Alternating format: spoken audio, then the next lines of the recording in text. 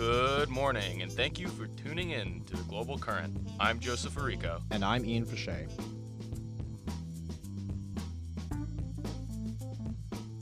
Today in news, Israeli soldiers engage ISIS-linked militants. Conditions in Aleppo, Syria deteriorate as government forces move to retake the city. In analysis, recent developments in India and Pakistan's border dispute in the Kashmir region. Then, an interview with the founders of the nonprofit NGO Global Emergency Response and Assistance.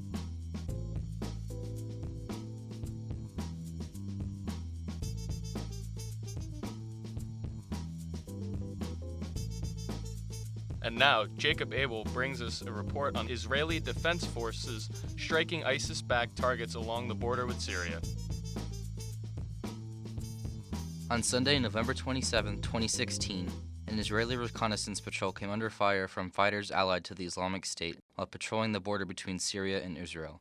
A truck-mounted machine gun was spotted, and the Israeli Air Force subsequently launched an airstrike on the target, killing 4 militants. No Israeli soldiers were injured in the incident.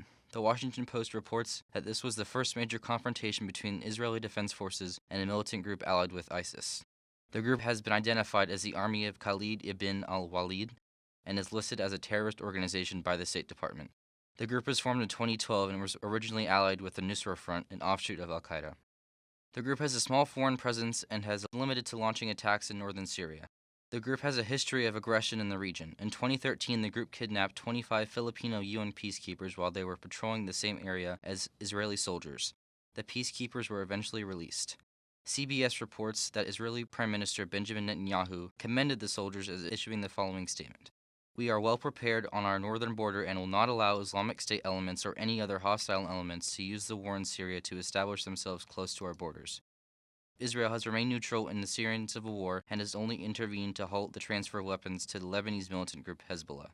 Incidents of Syrian-based strikes on Israel have also led to Israeli airstrikes on Syria." The New York Times reported that many Israeli defense officials believe more clashes with ISIS will occur in the future. ISIS has got to be defeated because it's doing what all these militant Islamists are trying to do. They all want to first dominate their part of the Middle East and then go on for their twisted idea of world domination. The difference between ISIS and Hamas and ISIS and Iran and so on is they all agree that the world should be an Islamist hill, but they all want to be, each of them wants to be the king of the hill. That's what they're really fighting about. Essentially, they want to accumulate enough power to then carry out their mad ambitions. So that's the danger with ISIS. It's creating a state. It's got 2 million petrodollars a day. It's got weapons it's taken over from the Iraqi army and so on. And it's dangerous, no question. But if you think ISIS is dangerous and should be defeated, as I do, and I completely support President Obama's effort in leadership in this regard. Some officials posed that ISIS uses such strikes as propaganda in response to pressures in Iraq and Syria. Confrontations between Israeli Defense Forces and ISIS continue to develop. This is Jacob Abel reporting for the Global Current.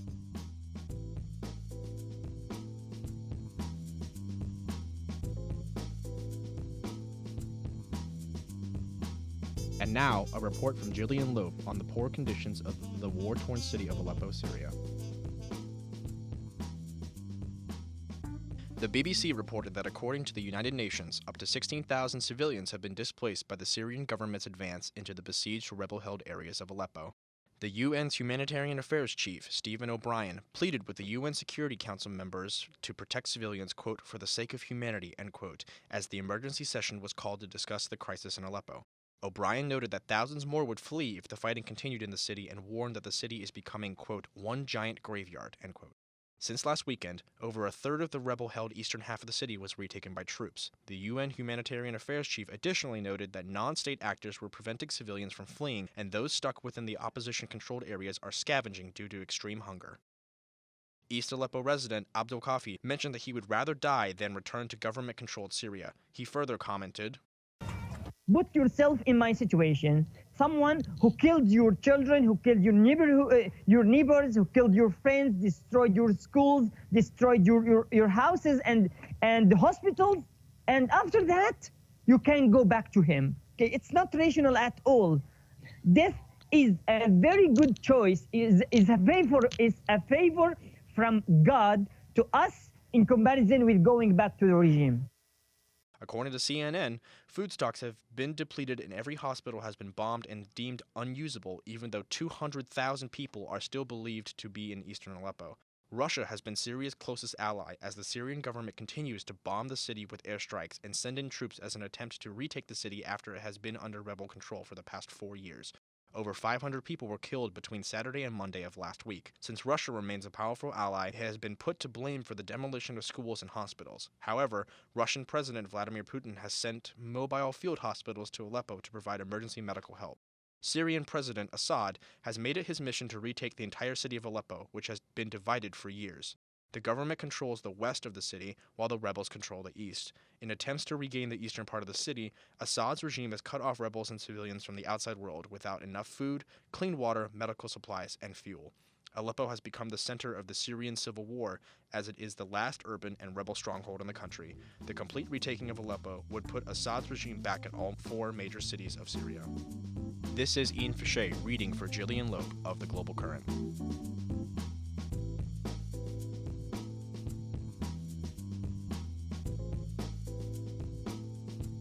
Next up, Jack LaForge analyzes recent developments in the hotly contested India-Pakistan border dispute.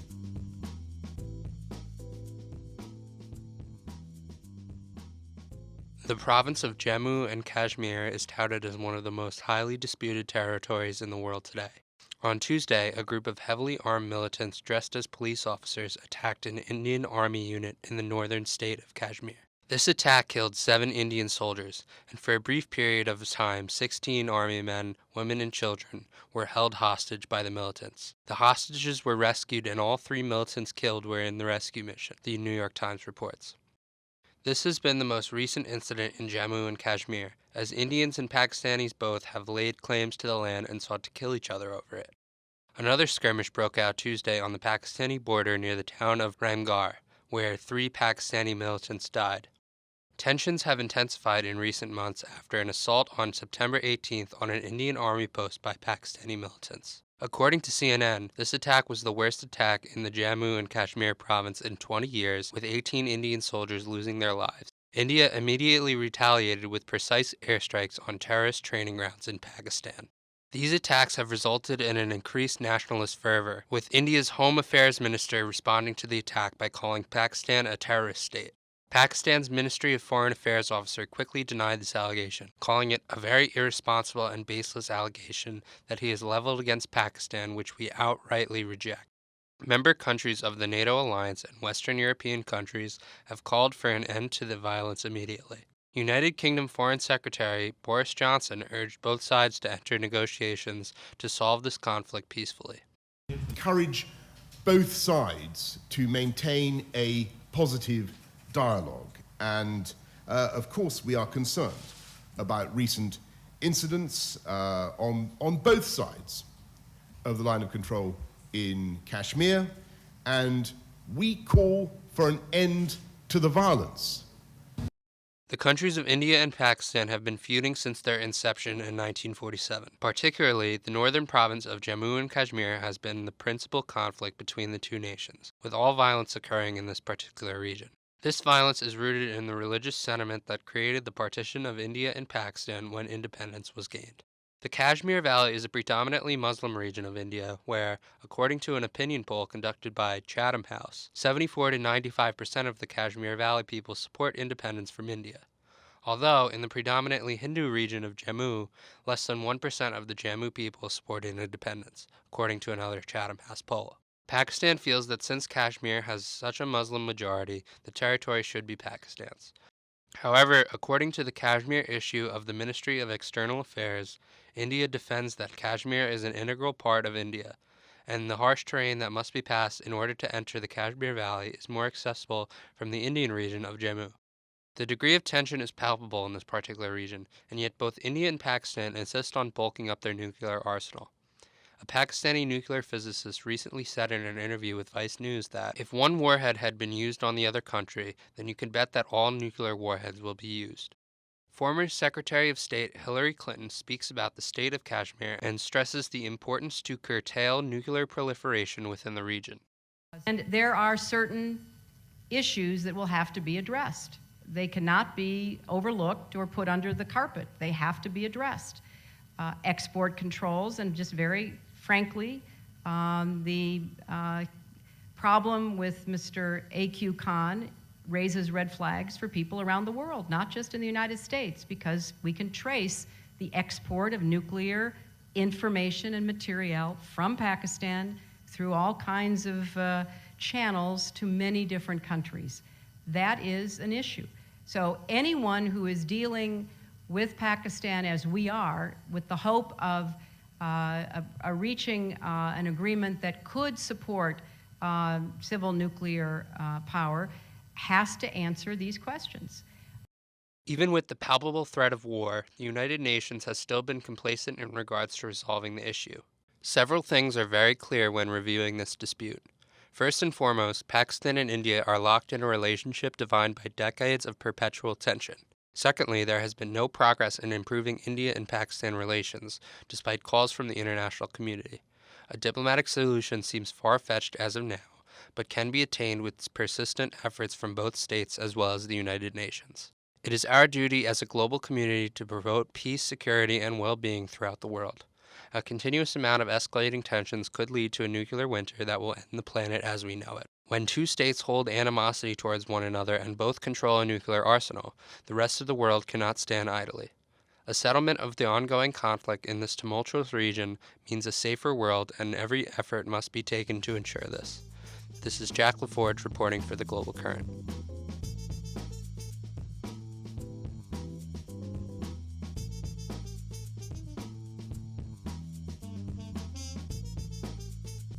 Finally this morning, Emily Livaday brings us an interview with Sikandar Khan, Oumar Kouraogo, the founders and current president and vice president of the nonprofit Global Emergency Response and Assistance, which aims to create and mobilize education systems to prevent children from joining terrorist groups in conflict zones around the world.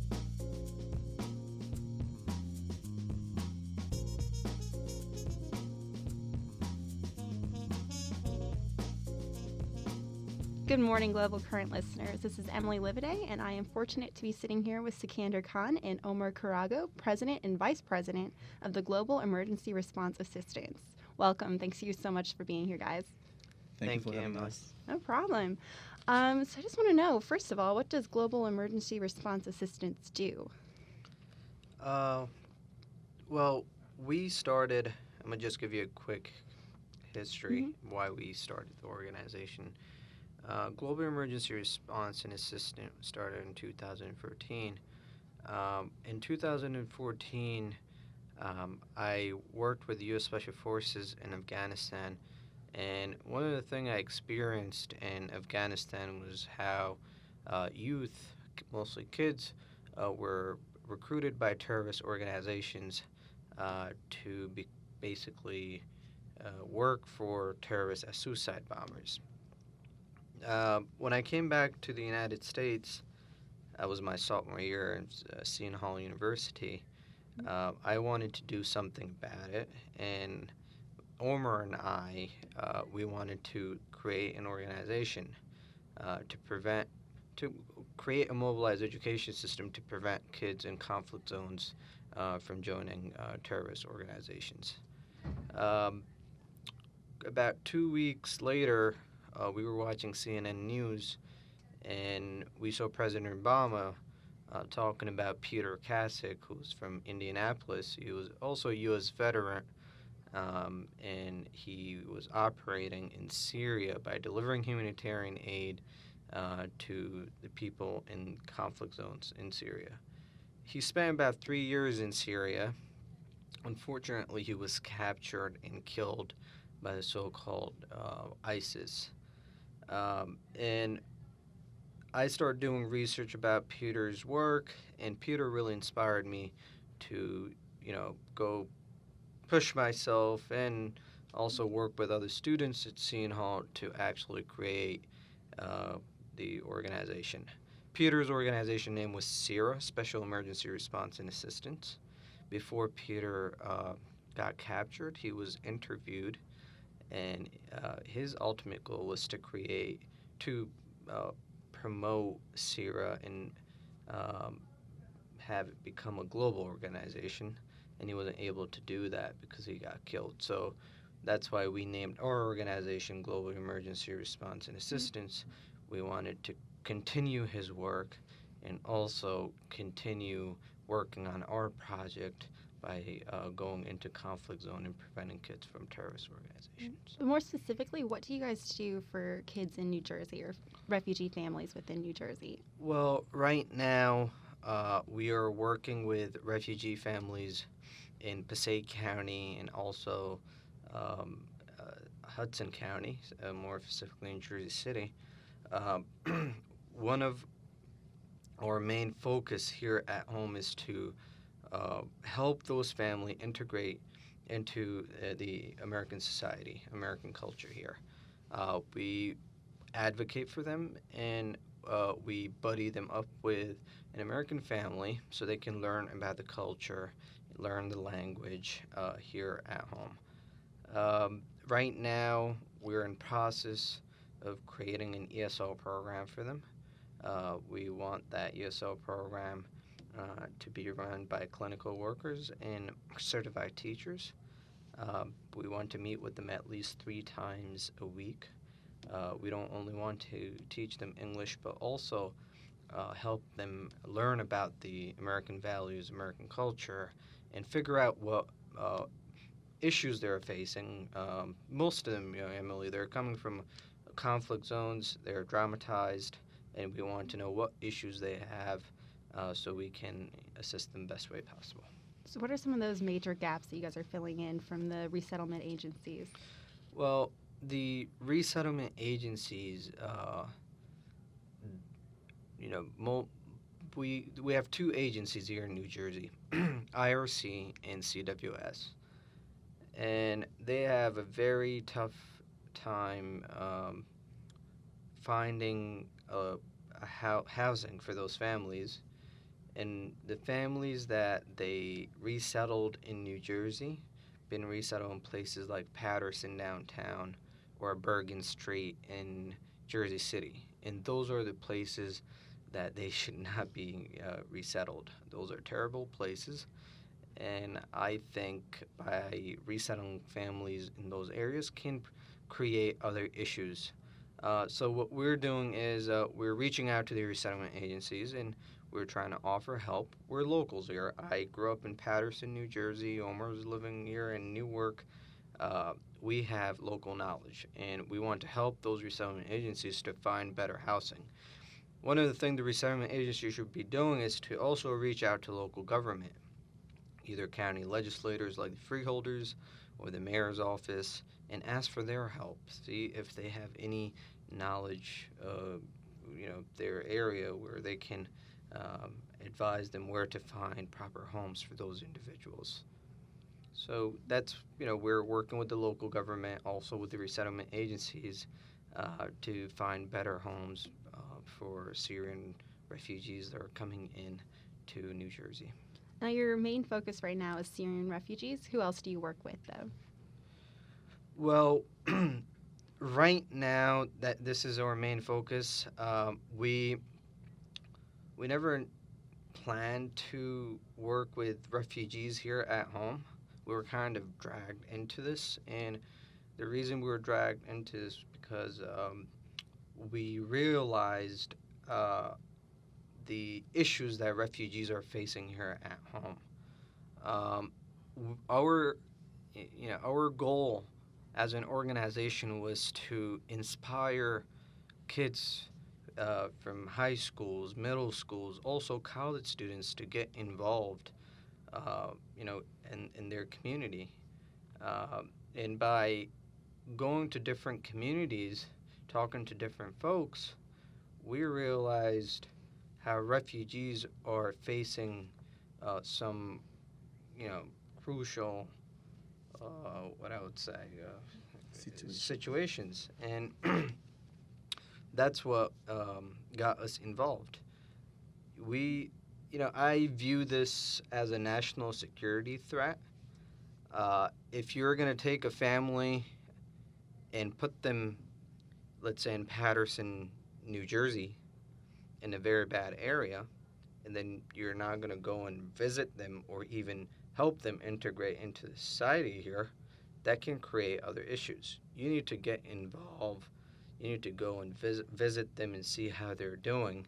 And it's your job as a resettlement agency, it's their job to go and have them learn about the school system, the health system that we have in New Jersey. It's just little things that they need to know. I mean, Omar can go ahead and Yeah, if I may explain add more. Yeah, if I may about add to that. that. So when we like our first mission, like he said, we never intended to work locally. So when we first, that's what we named the organization Global Emergency Response, and we want to be global. And if you look at the team, we have a team of people from all over the place, like West Africa to South America. It's all kind of mixed in Afghanistan. So when we first started, after we registered, the organization has a non-profit here in the state of New Jersey. Our first mission was international. We had a team of a couple of people who went to Turkey, in the border between Turkey and Syria, to see the situation there, where they visit a lot of refugee families, and they had hands-on experience on what the situation is. Now, when we came home, we heard about those families in Jersey City and in Patterson and Elizabeth. Then we started thinking, wait, it's a global issue, but it also national realities. So we should work domestically. That's when we started working with those refugee families there. Now, let me just say something real quick. So when I'm an international student, so I'm not from the United States, I'm from Burkina Faso. I speak French, I speak local languages, and I came to the United States, and the language is a barrier. It's a crazy thing for me. I had to learn that language, and I came on my own. I decided to come here, and I knew the challenge. But those refugee family coming to the United States, they didn't choose to come here. They're fleeing zones where there's conflict. And the resettlement agencies just leave them on the field in places where they don't know what it is, they don't speak the language, they don't know the culture, and you want them to be on their own. So it's very complicated. That's where we go in as the middleman to find out what those refugee families' needs are and try to fulfill those needs. So we advocate for those families. I've also heard that you guys have been working with UNICEF. Can you just tell me a little bit what that's like? Yeah, well, we try to partner up with different organizations to fill the gap, as Omar mentioned. With UNICEF, UNICEF has been doing a great job. With UNICEF, we're doing the buddy program where we go ahead and look at the list of families that are coming in and partner them up with different Arab Americans or American families. And other things that we've done with UNICEF was the winterization project, where we provided refugees in Jersey City with winter clothes. We went ahead and created a registry list, and people basically went on that registry list and purchased jackets and gloves and different stuff for the refugee families in Jersey City. And right now we're working with UNICEF to do a Christmas party for the refugees. So working with UNICEF as a partner, it's we're learning a lot from them. I was new to this type of work. I've never worked with a nonprofit. I had to learn from scratch. I'm still learning, and having someone like UNICEF on our side is something that we always wished for. So we're learning a lot from UNICEF. Yeah, that's awesome. Actually, a great segue into my last question. So you guys, this all was started off as an idea while you guys were college students at Seton Hall University. Yes. Do you have any advice for other college students who really want to help out? They see all this stuff on the news. Any advice to them on how they can help? Well, I think involvement is the main thing. Before I went to Afghanistan to work with U.S. Special Forces, I got involved in my community in Paterson, New Jersey. I started working for my Congressman Bill Pascrell's campaign. His staff and him, the congressman, inspired me a lot. And then I started volunteering for some political campaigns. And one thing led to another thing. And sometimes, being involved might not pay you, of connection, I think it helps a lot. So I encourage everyone to just get involved. It doesn't have to be in politics or nonprofit. It can be anything. Just get involved, and that will help you out in the future. Yeah, what was the transition like for you going from an idea to being reality? It was amazing. So we've been talking about it since when I came here at Seton Hall in 2012, and I met Sikandar at the same time. We started talking about doing something. We see people putting organization into place, people working. We said we need to do something. It was an idea for 2 years, and then when he went to Afghanistan and he came back and he was talking to me about the experience that he had there.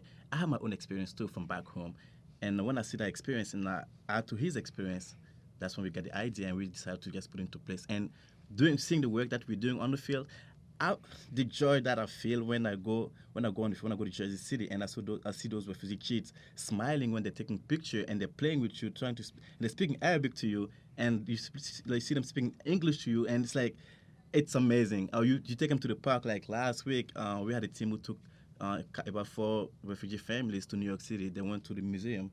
American History Museum. Yeah, American History Museum. And the kids were so happy. And about 2 months ago, we took them to the United Nations. It's an amazing feeling. So seeing that we had an idea and that idea is a reality, it's just great. And I'm going to just mention what Khan mentioned about when you ask what kind of advice we can give to Seton Hall students. Just get involved. Seriously, you don't have to want to create an organization right away. Get involved. We have a volunteer program. You can get involved with us, anyone else. Just get involved. Every little thing can help a refugee family. Yes. Yeah, it's great. That's a great answer. Well, that's about all the time we have. Thank you so much, Sikandar Khan and Oumar Kouraogo, President and Vice President of Global Emergency Response Assistance. And this is Emily Livaday for the Global Current. Thank you for having us. Thank you. Thank you so much for that interview, Emily. Unfortunately, this will be Emily's last interview as she will be graduating later this month. Congratulations and thank you from everyone at the Global Current. Thank you for tuning in to this week's episode of The Global Current. Follow us on Facebook, Twitter, and YouTube. I'm Ian Pache. And I'm Joseph Arico. Same time. Same place. Next week.